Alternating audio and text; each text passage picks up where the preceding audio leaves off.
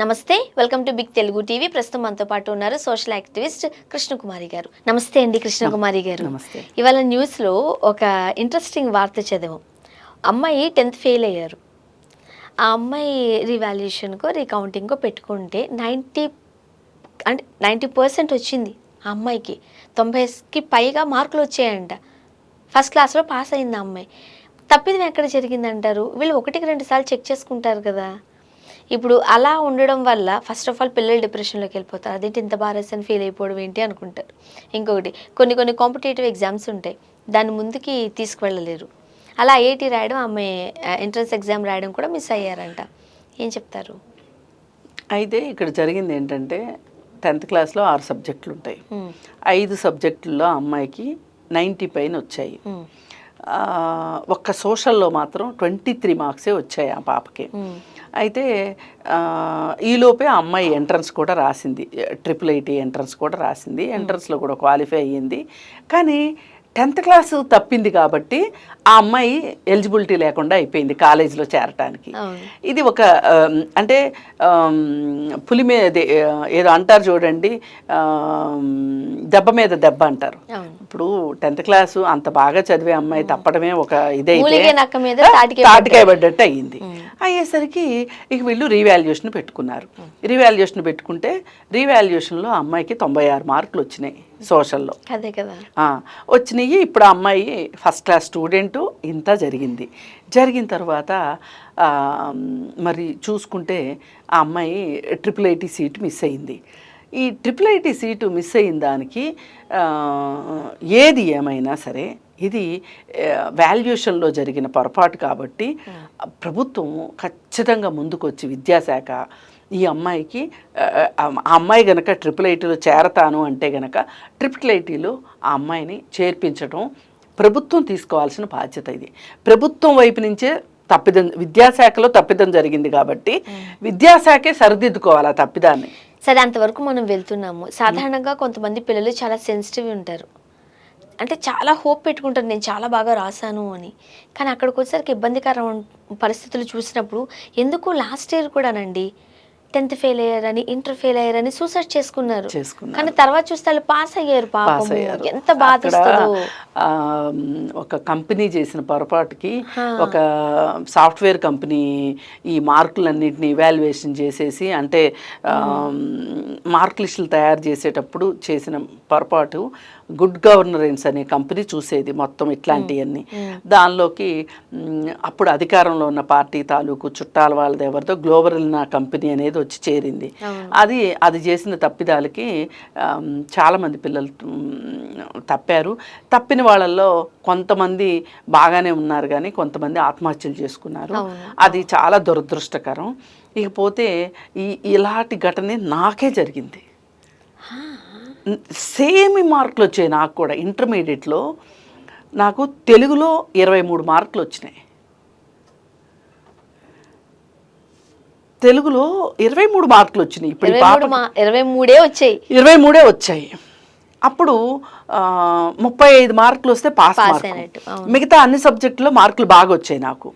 అయితే ఏం జరిగింది, అప్పుడు పర్సనల్ ఐడెంటిఫికేషన్ ఉంది, రీవాల్యుయేషన్ లేదు అప్పుడు. ఓహో, ఏంటి డిఫరెన్స్? పర్సనల్ ఐడెంటిఫికేషన్ అంటే అసలు ఈ పేపర్ నాదే అని చూసుకోవడానికి మాత్రం రీకౌంటింగు పర్సనల్ ఐడెంటిఫికేషనే ఉంది, రీవాల్యుయేషన్ లేదు. నేను హైదరాబాద్ వచ్చాను, అప్పుడు నేను విజయవాడలో ఉండేదాన్ని. విజయవాడ దగ్గర కూడా ఒక పల్లెటూరులో ఉండేదాన్ని. నేను హైదరాబాద్ మా ఫాదర్ నేను వచ్చి డబ్బులు కట్టి దానికి ఇంటర్మీడియట్ బోర్డు దగ్గరికి వెళ్ళి నా పేపర్ తీసి చూస్తే ఎంత బాధాకరం అంటే పైనుంచి కిందకి కొట్టేసి ఉన్నాయి. స్ట్రైక్ కొట్టేశారు అంతే. మార్కులు 23 కరెక్టే. అంటే నాకు వచ్చిన మార్కుల్ని లెక్కేసింది, లెక్క కరెక్టే ఉంది, కానీ వాల్యుయేషన్ సరిగ్గా చేయలేదు. దానివల్ల ఎందుకు కొట్టేశారు ఏమో తెలియదు. మరి ఎందుకు అలా జరిగిందో తెలియదు. అది ఎందుకంటే ఇప్పుడు ఎవరైనా సరే నేను నా తెలుగు ఉచ్చారణ అది చూసి నేను తెలుగు టీచర్ని అనుకుంటారు చాలామంది. నేను కూడా అనబోతున్నాను, తెలుగు ఎంత బాగా మాట్లాడతానంటే ఎంత బాగా రాస్తారు, తెలుగులో తక్కువ రావడం ఏంటి, ఏ మ్యాథ్స్ ఇంకోటి అంటే ఏదో అనుకోవచ్చు. అప్పుడు నాకు జువాలజీలో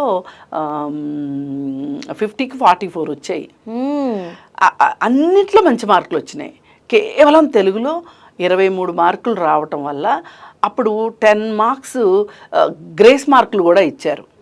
దానికి నేను ఎలిజిబిలిటీ లేకుండా అయిపోయాను. 23 వచ్చినాయి కదా, ఇంకో 2 కావాలి. సో నేను మళ్ళీ చదవాల్సి వచ్చింది. ఏది ఏమైనప్పటికీ కూడా ఆ తరువాత చాలా సంవత్సరాల పాటు మా కాలేజీలో మా తెలుగు మాస్టారు ఆయన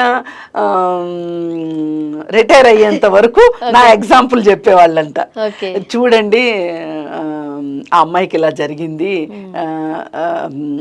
నిజానికి నాకు ఇవన్నీ తెలియదు కదా, నేను మెడిసిన్ ఎంట్రన్స్ రాయాలనే ఉద్దేశంతో బైపీసీ గ్రూపు నేను గుంటూరు వెళ్ళి రవి కాలేజ్లో ఎంట్రన్స్ కోచింగ్ కూడా తీసుకున్నా అప్పట్లో. ఇది ఎప్పుడు 40 ఏళ్ల క్రితం సంగతి.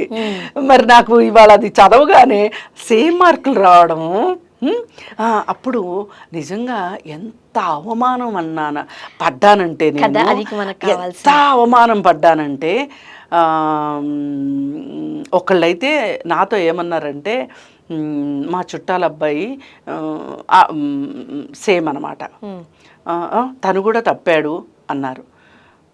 తీరా చూస్తే తను తప్పలా, అంటే నన్ను ఎక్కిరించడం కోసం అతను తప్పాడని నాతో చెప్పారనమాట. అంటే వాళ్ళు నాకు చాలా క్లోజ్ వాళ్ళే, వాళ్ళు కూడా నాతో పరాచకాలు ఆడారు. కానీ ఆ తరువాత నేను దాన్ని ఒక ఛాలెంజ్గా తీసుకుని వెంటనే నేను ఛాలెంజ్గా తీసుకోలేకపోయాను. కానీ తరువాత నేను బాగా చదువుకున్నాను. ఈ రోజుకి నేను చదువుకుంటా. ఈ రోజు కూడా ఎంత చదువుకుంటానంటే, నేను 2012లో MSWలో జాయిన్ అయ్యాను. డిగ్రీతో చదువు అయిపోయింది నాది, చదువు పెళ్ళైపోయింది.